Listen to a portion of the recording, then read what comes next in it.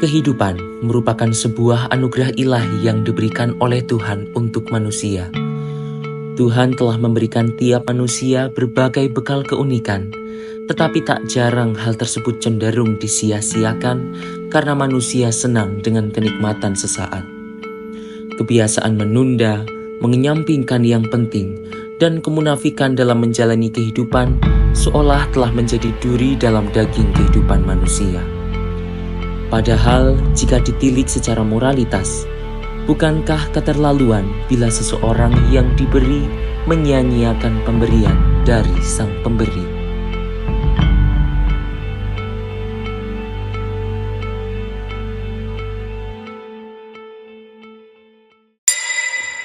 Menerima anugerah sudah biasa bagi manusia. Tetapi memberi kembali pemberian tersebut kepada Tuhan Yang Maha Esa adalah hal yang berbeda cerita. Memang, dalam kehidupan ini lebih mudah menerima daripada memberi. Hidup kita yang serba mudah, serba ada, dan serba instan, justru seringkali mempertinggi tembok-tembok ketidakmauan dalam memberi. Kita skeptis dalam melakukannya dan memilih tidak melakukannya kala situasi tidak sesuai dengan ekspektasi kita. Namun, apakah hal tersebutlah yang diinginkan oleh Tuhan? Dalam sisi kehidupan yang lain, tak sedikit orang harus hidup dengan kondisi yang lebih keras dan dikelilingi keterbatasan. Untuk hidup, mereka perlu mengucurkan keringat untuk mendapatkan yang tidak seberapa. Namun, sosok-sosok inilah yang justru lebih mudah memberi dan mereka melakukannya dengan penuh ketulusan, terlepas dari kondisi mencekam yang sedang mereka hadapi. Menyusuri jalan Panjaitan, duduk seorang penjual buah yang membuka gerainya di pinggir jalanan.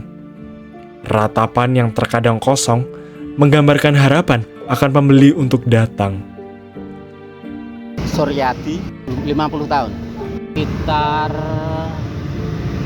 23 tahun yang lalu, Mas. Jualan buah 23 tahun.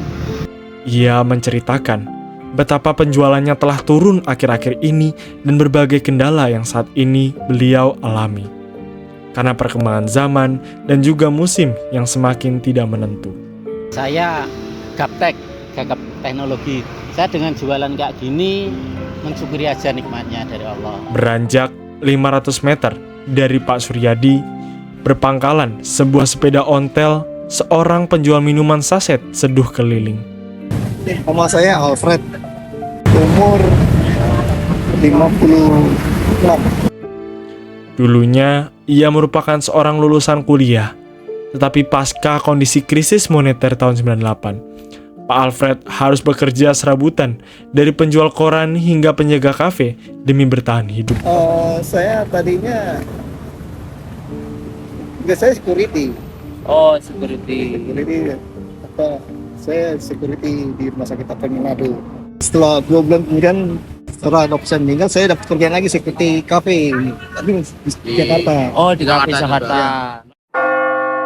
Lalu, berpindah ke antara pilar-pilar gereja, berdiri seorang pribadi yang telah mengabdikan diri dalam waktu yang lama. Namaku Eko, menjadi koster di sini semenjak tahun 99. Beliau telah berada semenjak pertama kali gereja Pringwulung didewasakan dan telah menjalani berbagai momen suka dan duka yang terjadi di gereja. Kalau hanya menemani, oke saya temani. Hingga sampai saya ditawar waktu itu 3 bulan. Setelah 3 bulan saya minta, katanya hanya 3 bulan. Ditambah lagi dan ditambah. Ya akhirnya aku tetap ada di sini sehingga tetap menjadi koster di sini sampai sekarang. Dari tahun 99 itu.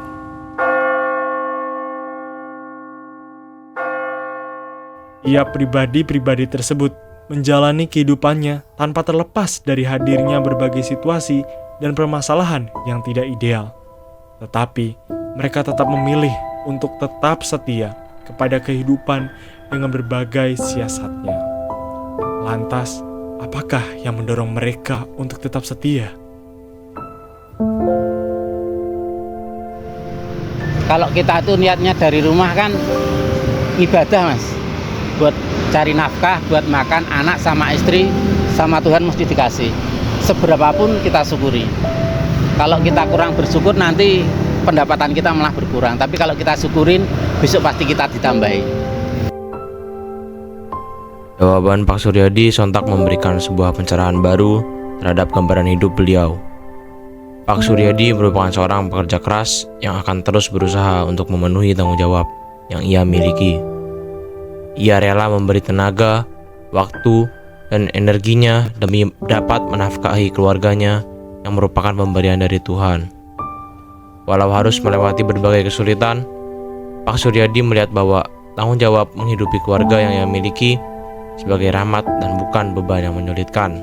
Dari itu, saya pernah diajarkan bapak saya, kalau kemana-mana itu apa, yang penting datang dulu. Oh, datang dulu. Teradaptasi ke belakang. Oke.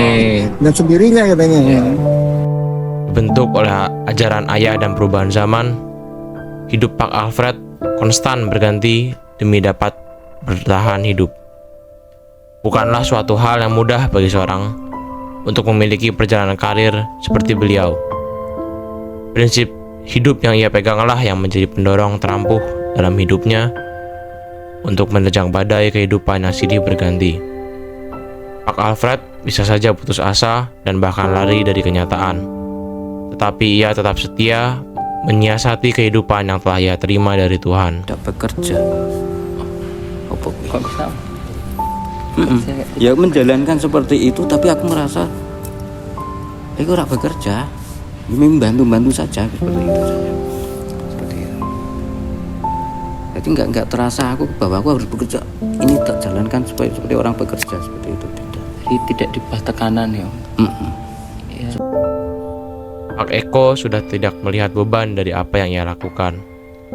Ia menyadari bahwa karyanya adalah sebuah pelayanan bagi Tuhan, dan itulah yang mendorongnya untuk memaknainya sebagai sebuah sukacita hiburan rohani daripada kewajiban yang mengekang.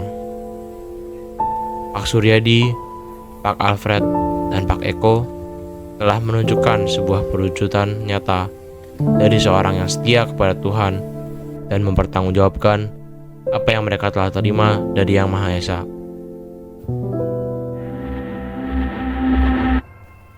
Hidup di dunia ini tentunya tidak akan terlepas dari berbagai masalah yang akan mewarnainya. Seringkali hadirnya masalah menggiring kita untuk berputus asa dan bahkan mempertanyakan kemahakuasaan Tuhan. Namun perlu disadari pula bahwa Tuhan telah memberikan banyak anugerah untuk manusia, mulai dari kesempatan untuk menjalani kehidupan hingga kehendak bebas dalam menentukan pilihan. Dari semua yang telah diberikan, Tuhan pun tidak meminta banyak selain dari kesetiaan dari manusia. Inilah yang dikenal dengan panggilan hidup. Walau istilah ini seolah sudah tidak asing lagi di telinga masyarakat umum, tetapi realitanya istilah ini masih sangat sering dimiskonsepsikan. Banyak orang menganggap bahwa panggilan hidup adalah panggilan ilahi dari Tuhan kepada manusia. Ada pula yang mengatakan itulah naluri manusia dalam merespon wahyu Tuhan. Tapi semuanya tidak tepat. Panggilan hidup adalah bagaimana manusia mempertanggungjawabkan bekal yang diberikan oleh Tuhan. Mengapa manusia harus memiliki panggilan hidup? Karena manusia merupakan ciptaan Tuhan yang telah diberi banyak anugerah oleh Tuhan. Maka tidaklah pantas jika kita malah menyia-nyiakan anugerah yang Tuhan telah berikan. Pak Suryadi, Pak Alfred, dan Pak Eko merupakan role model yang telah menjalankan panggilan hidupnya, bahkan di tengah situasi yang kurang mengenakan sekalipun. Pak Suryadi dengan tanggung jawab menghidupi keluarganya, Pak Alfred dengan kehidupan karirnya, dan Pak Eko dengan tanggung jawab melayani Tuhan di gereja. Mereka telah melakukannya selama puluhan tahun, dan hal ini seolah relevan dengan sebuah kata Yunani yang sering digunakan dalam Perjanjian Baru, yaitu hupomon.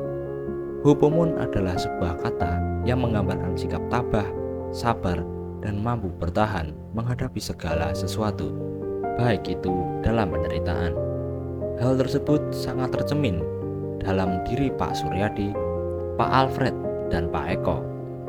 Maka sebagai makhluk ciptaannya, marilah kita setia mempertanggungjawabkan apa yang telah kita terima dari Tuhan, terlepas situasi apapun yang menerjang kehidupan ini. Cukupkanlah ikatanmu, relakanlah yang tak